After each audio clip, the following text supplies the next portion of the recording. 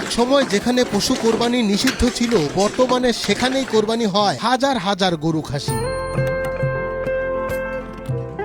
শত শত কসাই আর হাজার হাজার মানুষের উপস্থিতিতে এখানে একদিনেই কোরবানি হয় অন্তত 1000 পশু। আমাদের ক্লান্তি নাই। এখানে মক্কার পর একযোগে সবচেয়ে বেশি পশু কোরবানি হয় বলে দাবি করেন ফরিদপুরের আটরশি পীরের ভক্তরা। মক্কা মদিনার পর বিশ্বে আর কোথাও আছে বলে আমার ধারণা নেই।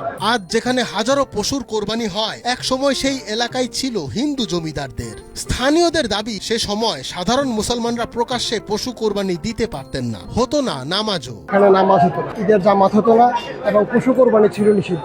ভক্তদের দাবি, খাজা বাবা ফরিদপুরি সর্বপ্রথম এই এলাকায় প্রকাশ্যে গরু কোরবানি শুরু করেন। আর সেই 1947 সাল থেকে আটরশিতে গড়ে ওঠে এক ভিন্ন ধর্মী কোরবানির সংস্কৃতি। 1947 সালে খাজা বাবা প্রথম আসে, তখন এই ঈদের দিন ছিল। ঈদের দিনে খাজা বাবা এসে 3 জন মুসল্লি নিয়ে নামাজ আদায় করেন। নামাজ আদায় শেষে আল্লাহর কাছে ফরিয়াদ করেছিলেন, হে আল্লাহ, এখানে ঈদের জামাত হয় না, এখানকার মানুষ ঈদের জামাত কি তারা বুঝে না এবং এখানে পশু কোরবানি নিষিদ্ধ। তো আল্লাহ, আপনি এই দরবার শরীফে বিশাল ঈদের জামাত কায়েম করেন। ঈদুল আজহায় 3 দিন সকাল 8টা থেকে বিকাল 4টা পর্যন্ত চলে টানা এই কর্মযজ্ঞ। প্রতি 2 ঘন্টায় প্রায় 150টি গরু এবং 100টি ছাগল কোরবানি করা হয়, অর্থাৎ প্রতিদিন প্রায় 1000 পশু। আর 3 দিনে সেই সংখ্যা পৌঁছে যায় প্রায় 3000-এ।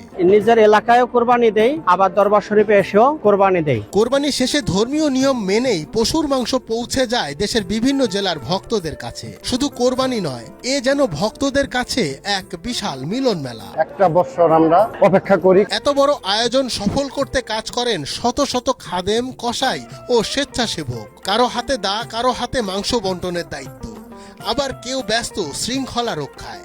সব মিলিয়ে পুরো আটরশি যেন পরিণত হয় এক বিশাল কর্মযজ্ঞে। ভক্তদের বিশ্বাস, এখানকার কোরবানির মাংস খেলে সেরে যায় শারীরিক রোগ ব্যাধিও।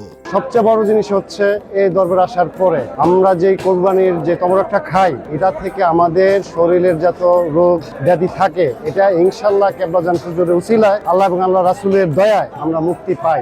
যাই নিয়ত করে আল্লাহর রহমতে খাজা বাবার দয়া এটা কবুল হয়। আটরশির এই দৃশ্য কেবলই ঈদুল আজহার কোরবানি নয়, বরং বিশ্বাসের এক মহা সম্মেলন বলে মনে করেন বিশ্ব জাকের মঞ্জিলের ভক্তরা। মঞ্জুর এ মাওলা, মাই টিভি।